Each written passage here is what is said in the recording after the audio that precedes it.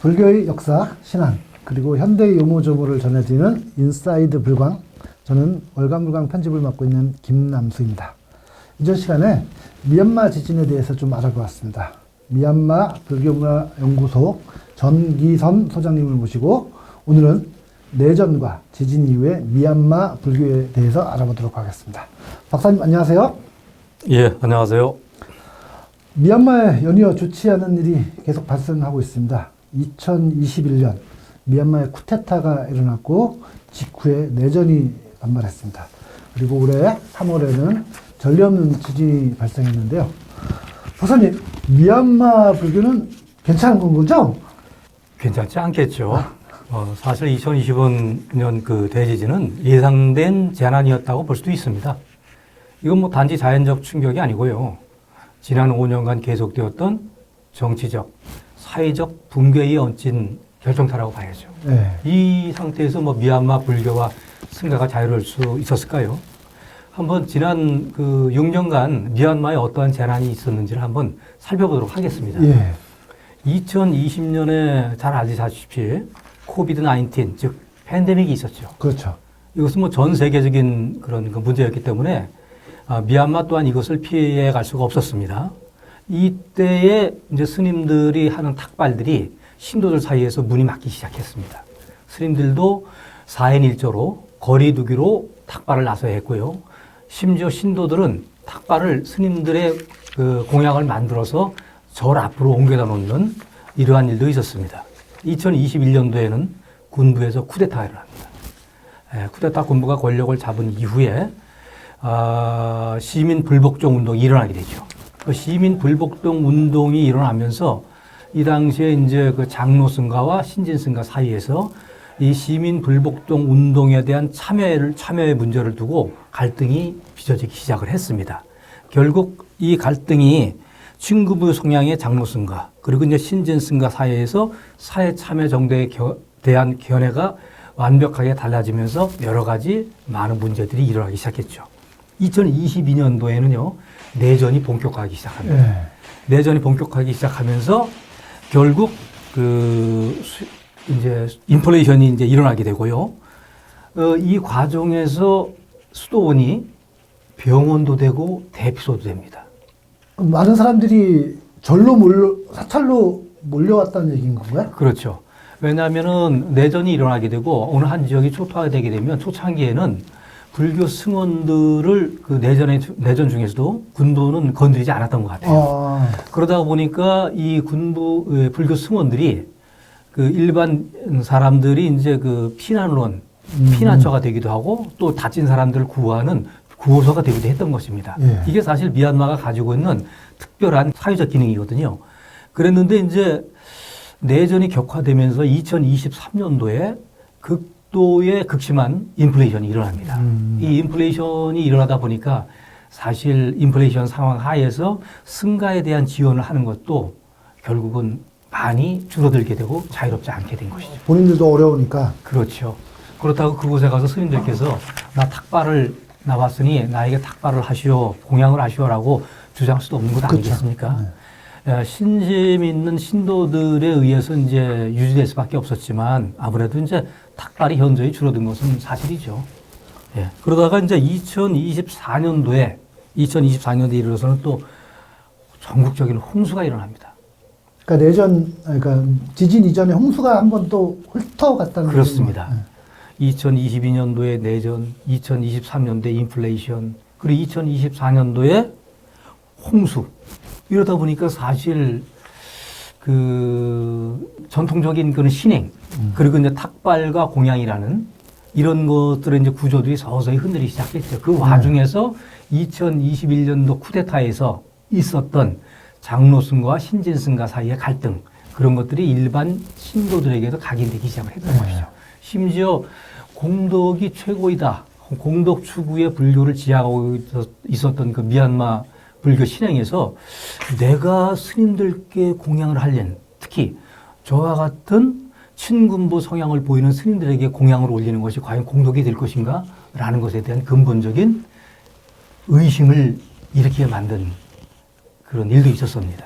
신심이 가득한 미얀마 불교도들이 좀 변화하는 그런 신앙의 모습인데 그건 좀 잠시 뒤에 또 살펴보도록 하겠습니다. 예, 예. 그러다가 이제 2025년도에 이르러서 만달레이와 사강을 강타한 지진이 일어났던 것이죠. 이것은 정신적 기반, 그다음에 물질적 기반을 갖다 붕괴시킨 총체적 재난이라고 보는 것이 맞을 것 같습니다. 수많은 인명이 목숨을 잃었고요. 사찰과 불탄만 해도 약 8천여 기가 그렇죠.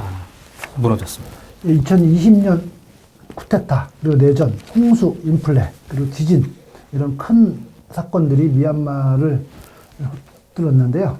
예, 불교, 사찰, 그리고 스님들의 변화된 모습 이런 모습들을 부탁드리도록 하겠습니다. 현재 불교 사찰과 스님들의 생활이 구체적으로 어떻게 진행되고 있을까요? 사실 미얀마에서는 스님들이 아침에 일어나서 제일 먼저 제가자들을 만나는 것은 탁발 행위를 통해서 이루어지는 것입니다. 그렇죠? 그 현장은 사실 탁발과 공양이라는 것, 여기에서 공덕이라는 것이 만들어지는 것이거든요. 그리고 그것은 절대적인 신앙 체계였어요. 네. 이게 지금 이제 무너지게 된 겁니다. 지진이 있는 만달레이와 사가잉 지역에서는요. 그러니까 만달레이와 상하이 지역에서는 정상적인 탁발이 진행되지 않고 있다 이런 말씀을 계속 해주시는 것 같습니다. 그렇습니다. 거의 불가능하다고 봐야 되겠죠. 그러다 보니까 이제 스님들도 탁발하는 것 자체가 어려워지게 되고 또 많은 사람들이 또 이제 스님들 무너지지 않은 수도원으로 사람들이 대표로 오게 되고 이러다 보니까 상당히 많은 지금 곤란을 겪고 있는 것으로 알고 있습니다. 지금 사진이 하나 있는데 이건 어떤 걸까요? 지금 저 사진을 보게 되면 저것은 이제 그 분홍색 그 가사를 그 수하고 계신 것으로 보아서 이제 미얀마의 비구니 스님이죠. 네. 엄밀한 의미에서는 이제 비구니라고 부르지는 않고 미얀마에서는 이제 띨라 신이라고 불리는 여성 수행자. 네. 우리나라로 보게 되면 아마 식차 만화에 해당된다고 볼 수가 있겠습니다. 그러나 저분들이 하는 사회적 기능은 우리나라의 비구 스님과 거의 동일하다고 볼 수가 있습니다. 이제 저분들에게 이제 공양이 끊어지게 되니까 시인의 구호소에 나와서 지금 이제 음식을 지금 공양하는 모습을 보고 있는 거죠. 아, 그럼 예전 같은 경우 스님들이 탁발을 통해서 공양물을 신도들로부터 얻고 그것을 해결했는데 지금 그게 불가능하다 보니까 이 구호소에 가서 공양물을 배급받고 있는 장면인 건가요? 그렇습니다. 어이구. 지금 저 서사인 경우에는 이제 미얀마가 가지고 있는 특별한 수도원의 그런 기능인 거죠. 아마 이제 수도원에 있는 아마 법당으로 지금 보여지는데요. 집이 붕괴되고 그다음에 이제 거소를 잃은 미얀마 일반 제가 불자들이 수도원에 와서 지금 피난하고 있는 상황입니다. 이 지진 이후의 현재 모습인 거죠? 그렇습니다. 그러니 저분들에게 사실 수도원에서 스님들의 공양도 문제이거냐 저기 피난 나온 사람들에게도 이제 공양을 제공해야 되는데 사실 어려운 실정입니다. 스님들뿐만 아니라 피난 온 분들까지 이렇게 드시는 건데 스님들이 공양은 제대로 드시는 건가요? 지금 현재 상황이? 상당히 이제 부족한 상황에서 보내고 있고요. 사실 어찌 보면은 이제 적은 공양을 서로 나눠 먹는 현실이다라고 이제 볼 수가 있겠습니다. 그러다 보니까 이제 물론 뭐 재난이 미얀마 전역에서 일어난 것은 아니지만 큰 대도시 근처에서 일어난 것이고요. 다만 이제 수도 양곤과 그 인근의 지역들은 지진으로부터는 좀 안전했던 것으로 보입니다. 그러다 보니까 이번 지진에서 피해를 그나마 좀 덜 입었던 그러한 사람들이 이제 이곳 재난을 입은 수도원을 갖다가 이제 지원하고 있고 많은 이제 구호품들이 그것에 이제 도달하고 있는 것으로는 보이는데 그것도 턱없이 부족한 실정이라고 듣고 있습니다.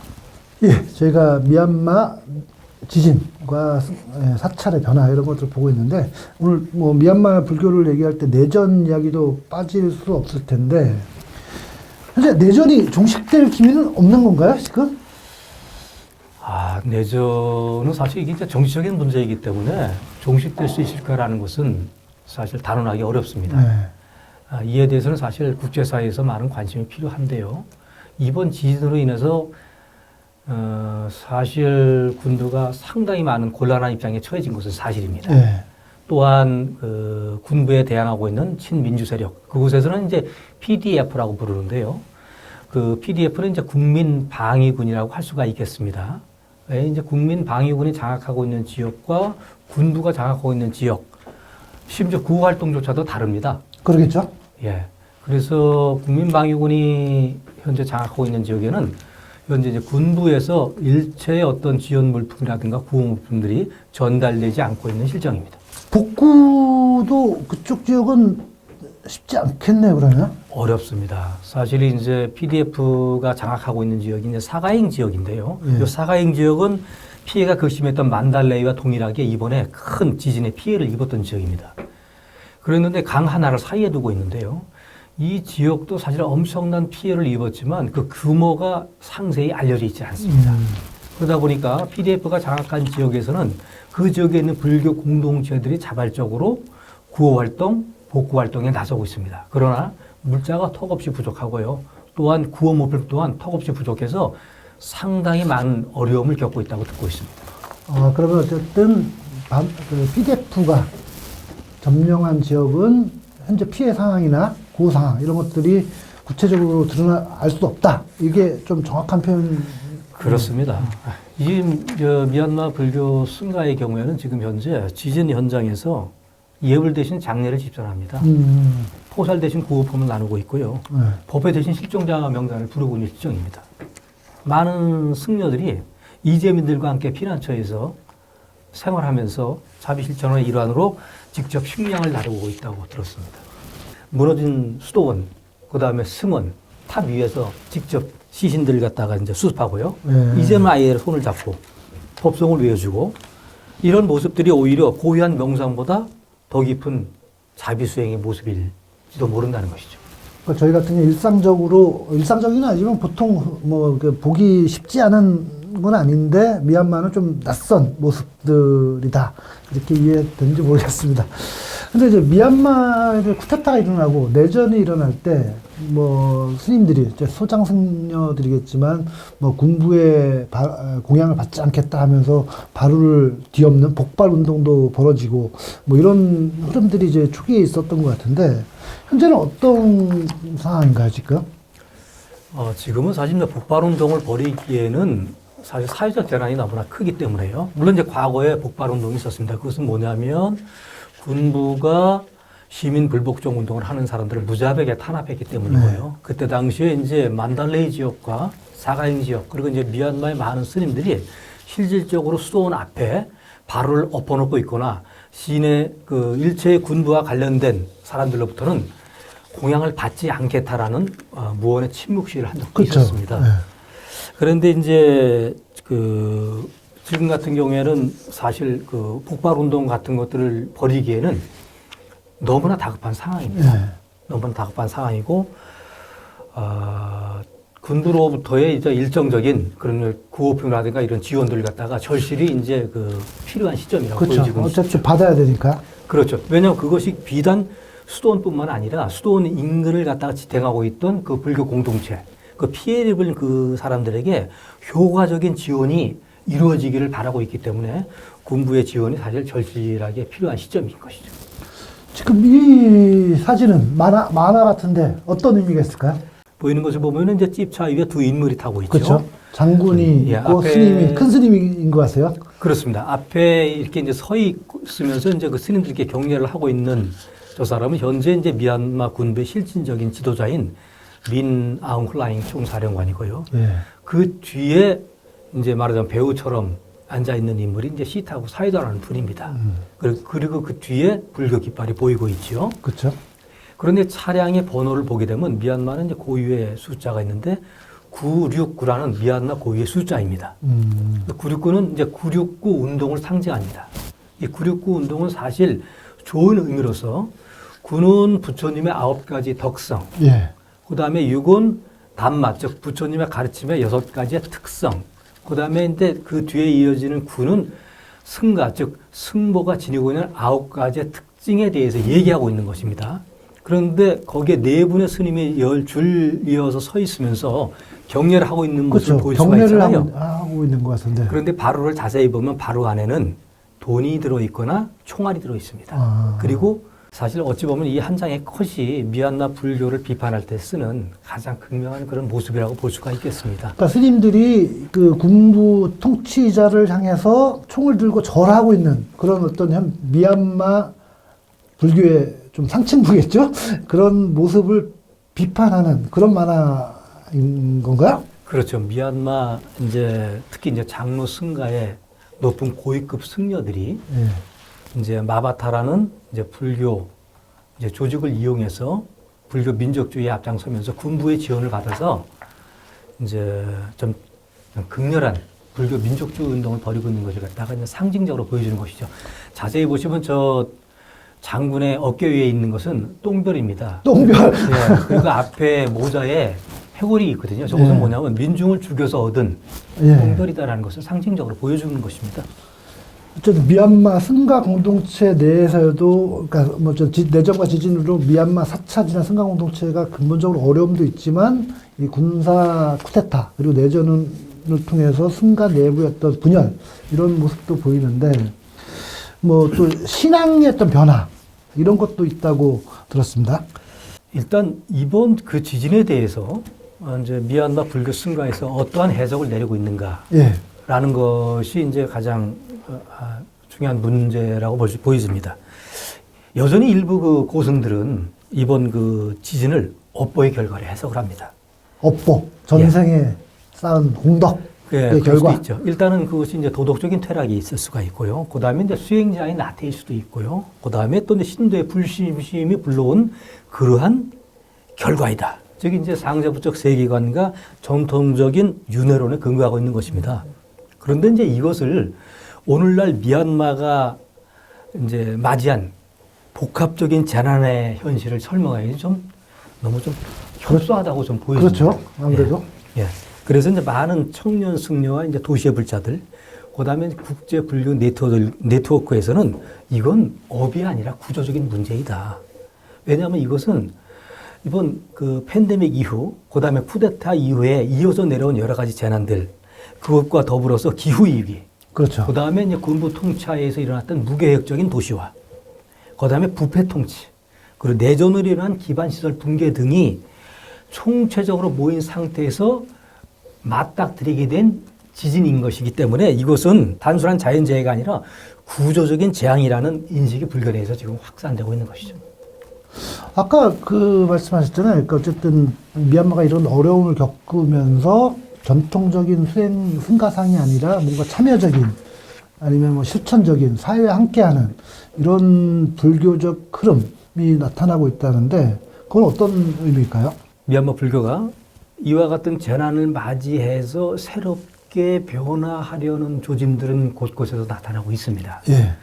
그리고 이제 특히 그것은 뭐냐면 이제 물리적인 공간 그리고 여러 가지 사회적 제도들은 무너졌지만 그곳에서 새로운 수행자상이 나타나고 있고 새로운 공동체의 모습들이 나타나고 있는 것이죠. 즉 자비에 대한 실천 방식이 변모하고 있는 것으로 보여집니다. 그 때문에 이제 이와 같은 것으로 볼 때 미얀마에서 더 이상 그 불교의 진정한 참 모습은 개인의 그 사회적인 실천과 함께 더불어서 그 각각의 개인들이 공동체적으로 각각의 그 사회에 구체적인 자비의 실천자로 나서려는 모습을 보여주는 것. 이것이야말로 진정한 수행자이다라고 보여지는 것입니다. 그 미얀마 불교는 그러니까 뭐 저희 스님들 같은 경우에 물론 이제 개인적인 수행을 하시는 분들도 계시지만 뭐 어떤 분은 뭐 민주운동에 나서기도 하고 어떤 분은 사회복지 사업에 나서기도 하고 어떤 분들은 또 적극적인 어떤 대중들과 함께하는 이런 구체적인 실천을 하는 분들이 계신데 그런 게 좀 낯선 모습인가요? 낯설지는 않습니다. 사실은 어찌 보면 사실 그 불교적인 지도자 상이고 승가의 상이라고 보여졌겠죠. 그런데 이제 스리랑카에 비해서 스리랑카의 참여 불교 운동에 비해서 미얀마의 참여 불교 운동은 사실 많이 알려지지 않았습니다. 그게 아마 미얀마 불교가 다른 불교에 비해서는 약간 좀 은둔자적인 그다음에 수행 위주의 불교로 알려져 있기 때문인데요. 사실은 그렇지 않고 미얀마에서도 참여 불교적인 성향은 사실 그 전부터 꾸준히 이어져 오곤 있었습니다. 다만 그것이 이번 재난을 맞이해서 좀 더 이제 분명하게 조금 드러나고 있는 것 아닌가라고 보여집니다. 아까도 말씀드렸지만은 무너진 불탑과 잔해 위에서 직접적으로 시신들을 갖다가 거두고 장례 집전을 하고 그 다음에 그 어린 아이들을 위해서 이미 학교가 많이 무너졌거든요. 그곳에서 이제 그 그 수도원을 갖다 교육장으로 변모시켜서 그곳에서 다시 교육을 하고 있고 이런 여러 가지 모습들은 사실 미얀마의 그 참여 불교적인 성향을 보여주는 것이죠. 미얀마 스님들이 어릴 때 단기 출가, 우리 식으로 얘기하면 하는 경우가 있지 않습니까? 그런 것도 지금 현재 진행되고 있는 건가요? 예, 그렇습니다. 신표라는 의식을 통해서 어린 시절에 이제 승가의 일원으로서 이제 경험을 하게 되고요. 만일에 그것이 맞게 되면 그대로 이어졌다가 20세가 됐을 때 비구계를 하고 정식으로 출가를 하게 그쵸. 됩니다. 물론 이제 그 신표 의식을 행하는 것은 정신적인 재탄생을 의미하는 것이기 때문에 그것을 통해서 이제 오랜 기간 있지는 않습니다. 대부분이.